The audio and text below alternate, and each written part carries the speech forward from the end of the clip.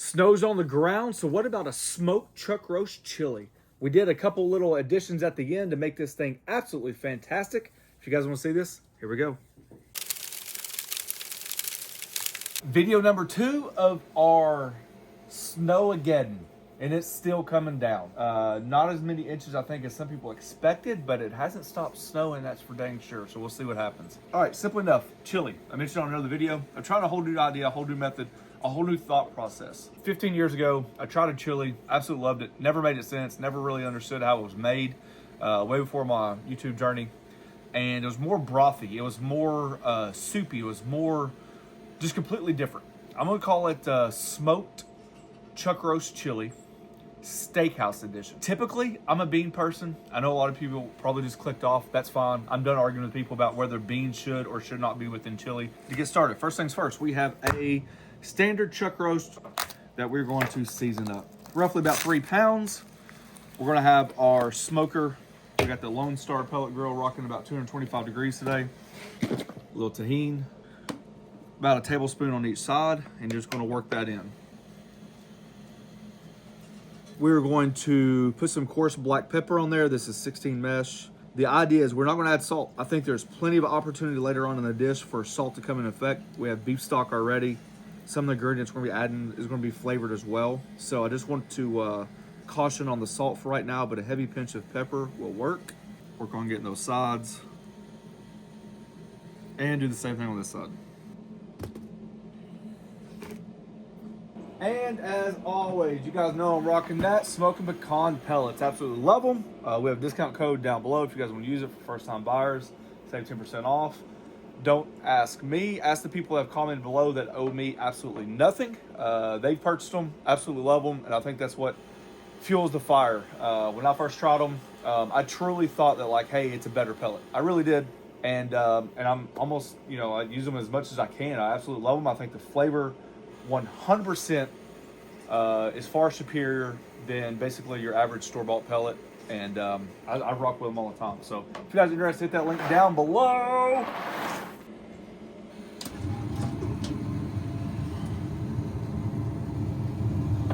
On the chuck roast it goes. We're gonna look about 3 hours at 225 degrees.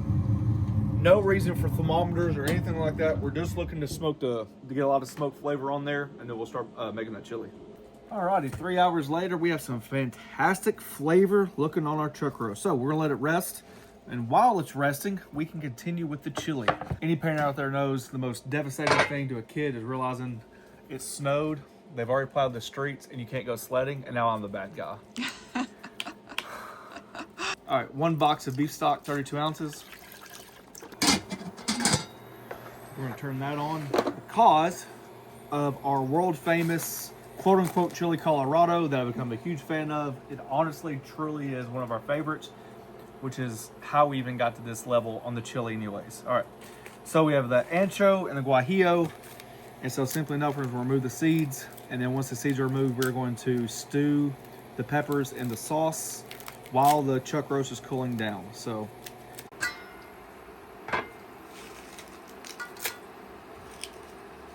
15-20 minutes, something like that, and we're just letting the peppers soften up, and then we'll blend them. While our peppers are steaming, we're going to dice these up, and just like that, our peppers are soft. We're going to apply those to a blender. This is also going to add a little thickening power to the chili, a little bit of that broth to help it blend.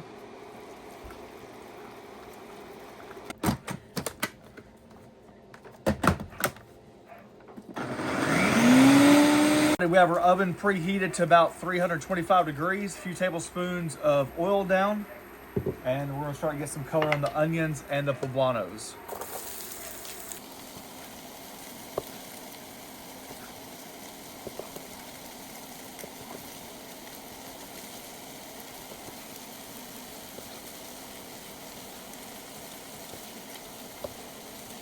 I'm gonna show you how I'm gonna do one piece to give you a ballpark of what we're looking at here. Remember, the internal temperature does not matter. We're going to stew this for several hours. Basically cut it in half. You're looking at bite-sized pieces. Imagine trying to get all the ingredients on a spoon. So in the fishing world, we call it match the hatch.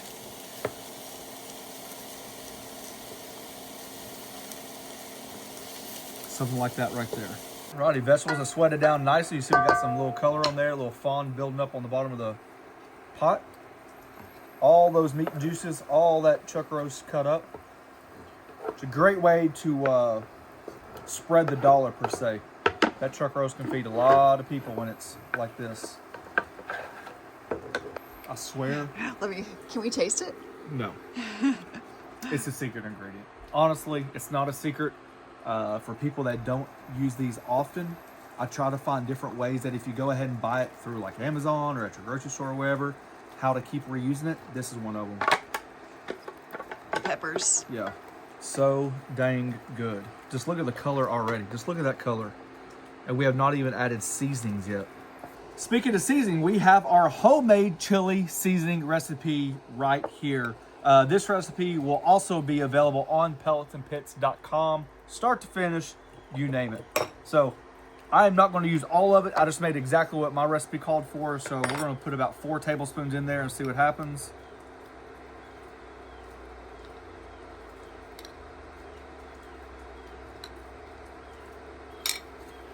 You can always add.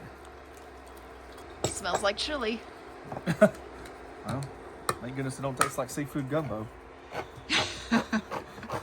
Fire roasted tomatoes, chili beans, pinto beans. My wife likes kidney beans. Add whatever you want to. This actually has some chili sauce in there, flavoring. The look I just got from my wife because I wasn't going to add kidney beans. I know, kidney beans are my favorite in chili.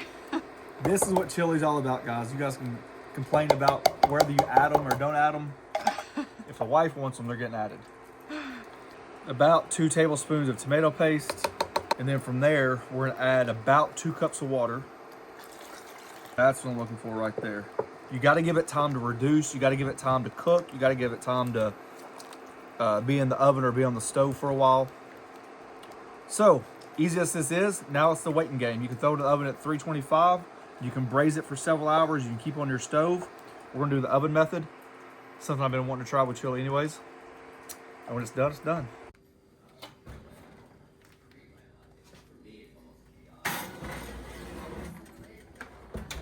Chili is done. It's cooling down.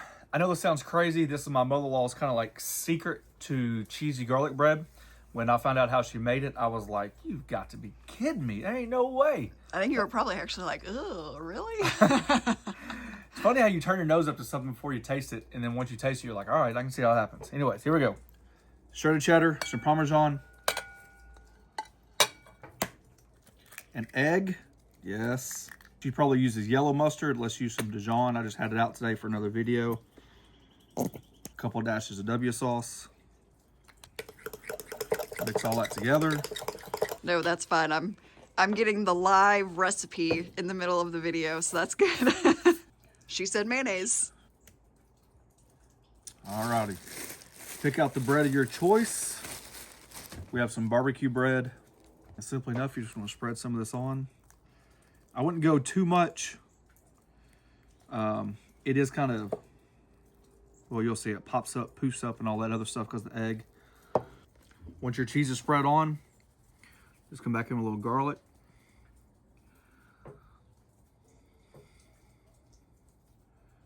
Something I like to do, a little seasoned salt. Just a touch of dried parsley for a little color.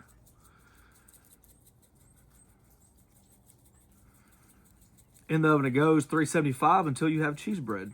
And there we go. Just like that, you have yourself some fantastic cheesy bread. I know it sounds crazy. The ingredients in there, I'm on board with it. Till you taste it, you're like, dang, all right, it's good. So let's talk about the chili. Like anything, you know, you have your mindset on what you want to do.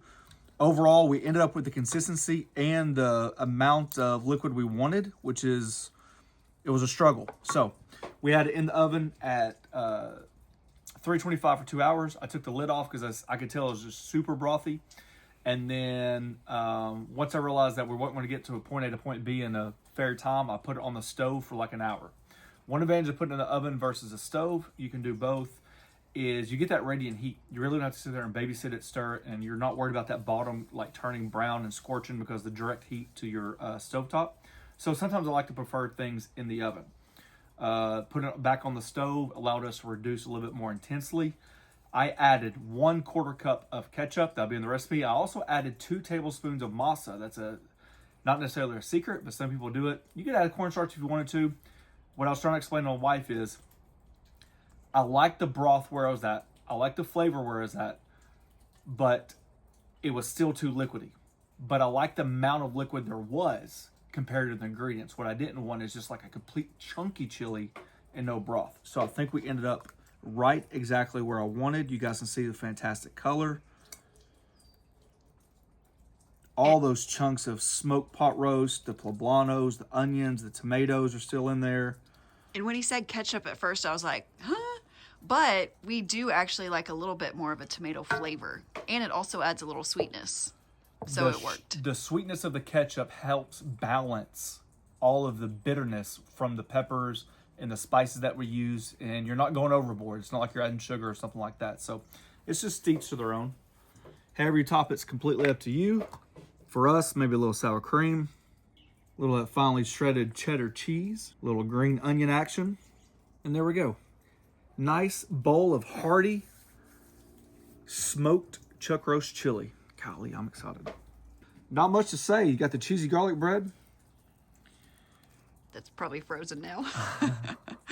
Got about 2 more seconds. I'm gonna put a little hot sauce in mine. The crazy thing is, what spurred this recipe, obviously it's cold. Chili's great when it's cold. But we've had so much success on both channels with Chili Colorado lately, and we just finished the recipe. Dehydrating the peppers and blending the peppers, that I knew immediately I wanted to make this.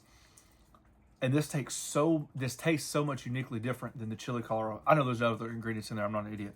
But even the spice level of this is hotter than it was on Chili Colorado with the same amount of peppers. It's weird. That's good chili. Let's see.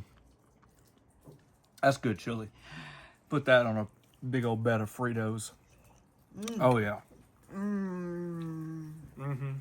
That final touch at the end. Good job. I know if we both can agree that it's good, it's got to be somewhat halfway good.